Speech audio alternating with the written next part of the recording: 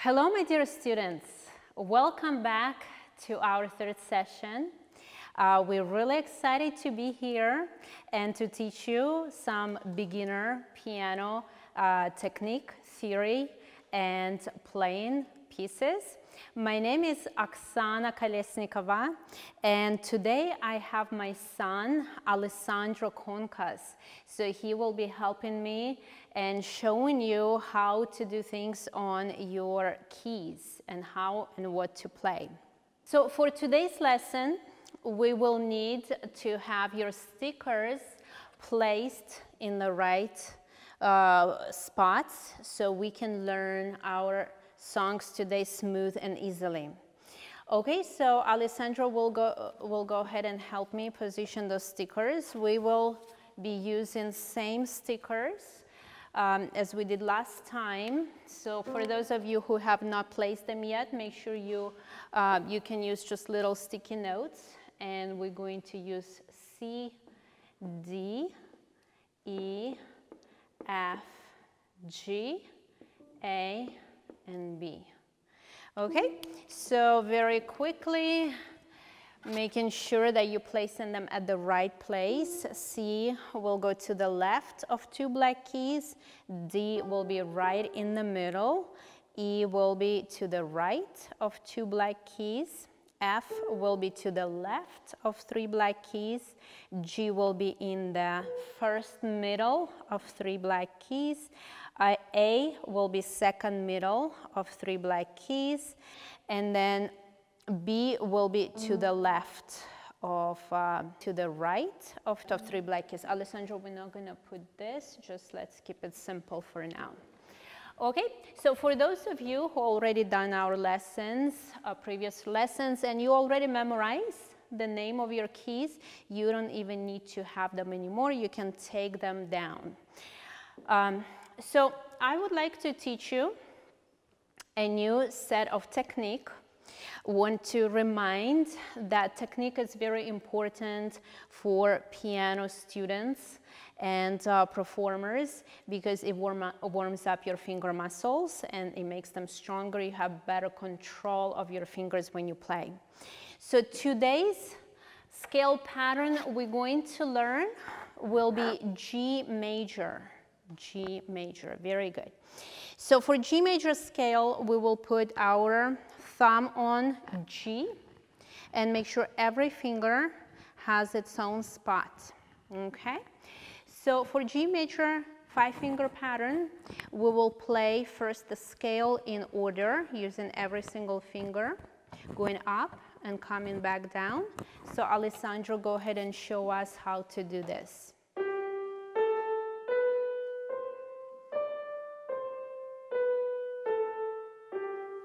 Thank you very much. So that was the scale part of it.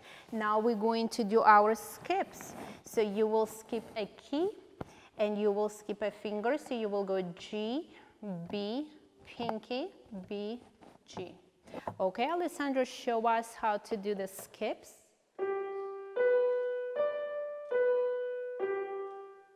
Very good. And now the keys that we skipped, we're going to push them at the same time. And this is called G major chord. Go ahead, Alessandro. Very good. Now go ahead and show us a smooth version transitioning from scale to the skips to the chord.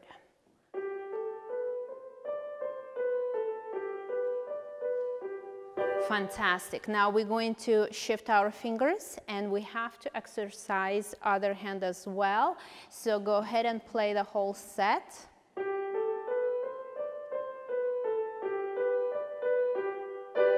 Very nice. Okay, so now we're going to go ahead and add another scale. It will be quite simple because we will stay in the same G position as we did before. All we do, we take our third finger and we place it on a black key. And this is what it's called G minor 5-finger scale and 5-finger pattern. So Alessandro, yes, go ahead and play G minor scale for us. Go ahead with skips. and the chord. So this is your G minor chord. When you play 3 notes at the same time, we call it a chord. Okay, very good. So go ahead, switch hands, and let's hear you do the whole set with the other hand. Pinky being on G. So go ahead and play.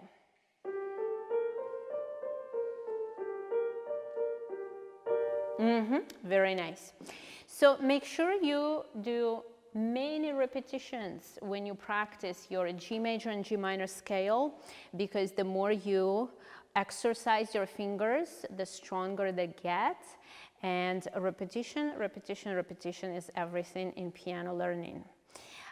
We can go ahead and proceed to our 2 songs we're going to do today. So we will start with another popular tune, and this one is called This Old Man. So we're going to have Alessandro just play the tune for us to make sure that our listeners have heard it before. You will put your fingers in D position and have a thumb ready for your C note. So very slowly.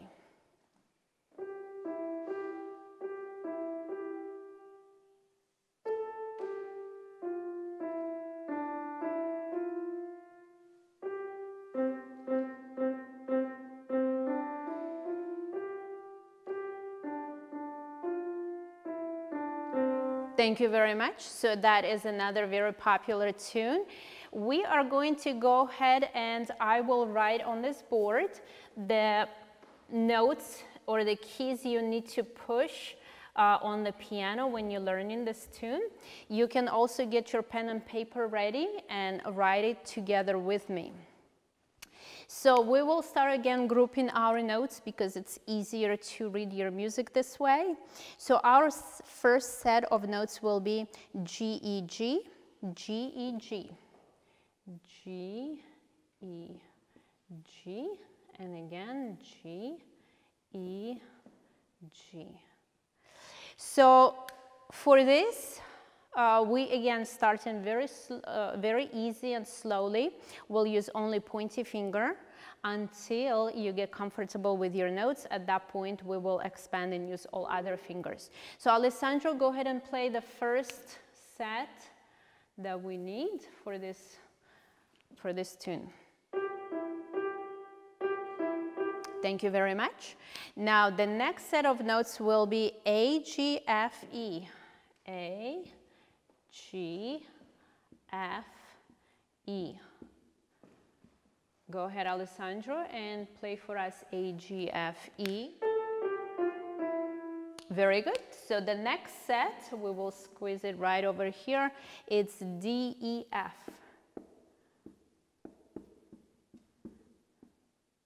That's our set number 3. Go ahead and play D, E, F. Thank you. Continuing with our set number 4, that's G, C, C, C, C. G, C, C, C, C. We have 4 C's in this one. Alessandro, go ahead and play. Very good. Set number 5 will be C, D, E, F, G. C, D, E, F, G, just like the scale we were learning earlier in lesson 1. C, D, E, F, G. Go ahead and play. Thank you. And now we have 2 more to go. G, D, D, F.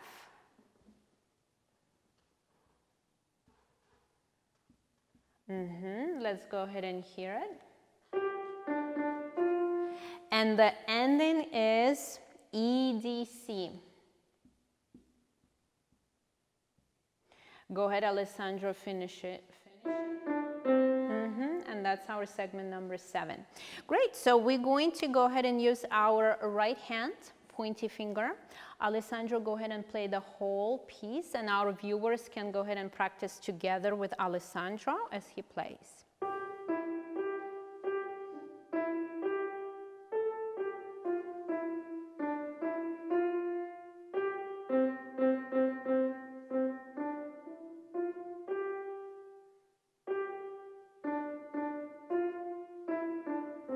Yes, thank you very much. Once you rehearsed it enough times, we can go ahead and switch fingers and use your left hand with pointy fingers, same tune, but practicing with your left hand slowly and steady.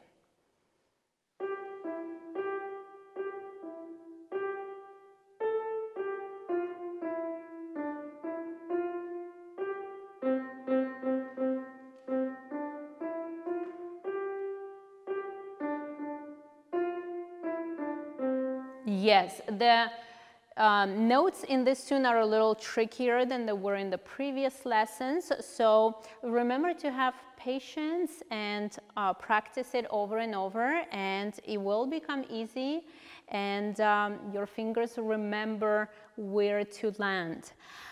Okay, once you rehearse enough with pointy fingers, now we are ready to position our hand to use all other fingers as well while practicing this tune.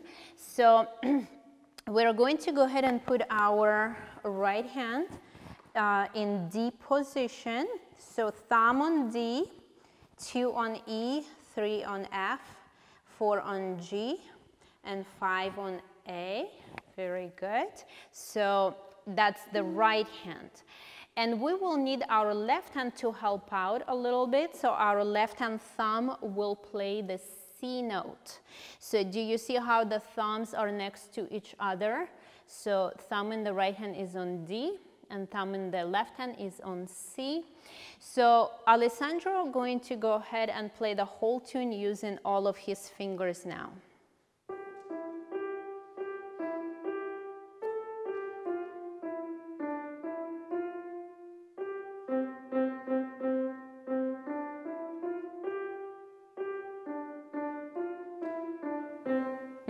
Thank you very much. So another fun tune to play and have fun with. We're going to go ahead and do another popular tune, and this one is called Bingo. Okay, so our next tune is Bingo, and Alessandro will go ahead and play the tune to make sure everyone is familiar with this. You can go to C position, or yeah, use all your fingers for this one.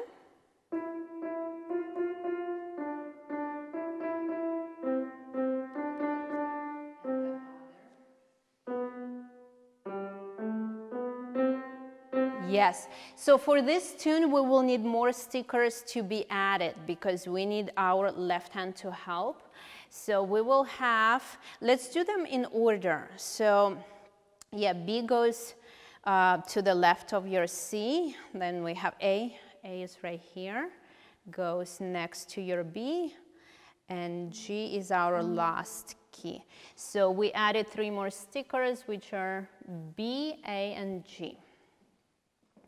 Very good. Okay, so just like in other tunes, we first will start very easily using pointy fingers. We'll start with the right hand. Go ahead together with me, write on your piece of paper the notes you need to know for Bingo. Our set number 1 is E, E, F, F, F. That's correct. Okay, so this is our group number 1. Second group, D, D, E, E, E.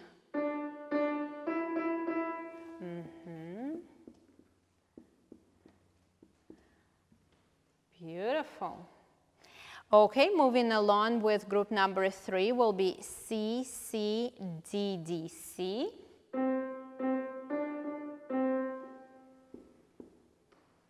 So you have C, C, D, D. Actually, we have 3 Ds. D, D, C. Alessandro, try this one more time. Group number 3. Yes, and now the left hand will have to come handy for the set number 4. We'll have B, G, A, B.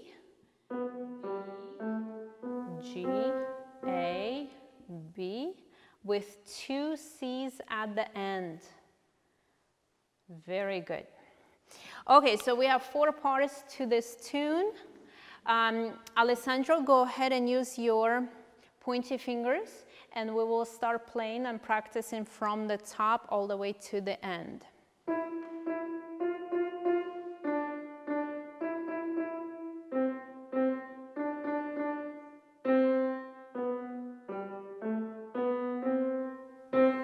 That's correct. Very nice. Thank you. Okay, once you rehearsed it enough times using pointy fingers, we are ready now to transition and start using all our other fingers. So you will put your right hand in C position, just like the scale we did in our first lesson, C major scale. So make sure your thumb in the right hand starts on C and pinky ends on G. Now the left hand will also need to help out. So we will have thumb in the left hand on B, 2 on A, and 3 on G. So once you ready and position your fingers, do not move them. You're going to lose your spot. Just push your keys gently. And we will have Alessandro now go ahead and play the whole tune using all of his fingers.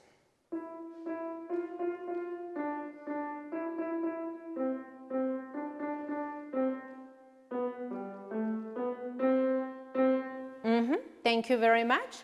So please remember to keep doing those repetitions over and over again. And once you learn the tune, you can take it to the next level, experiment, do it in different octaves, add things to that. You can sing along, and please share it with your family, your friends, and everyone who likes listening to piano music.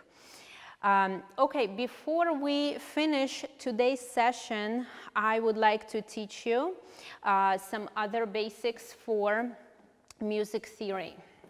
We will start our music theory portion now.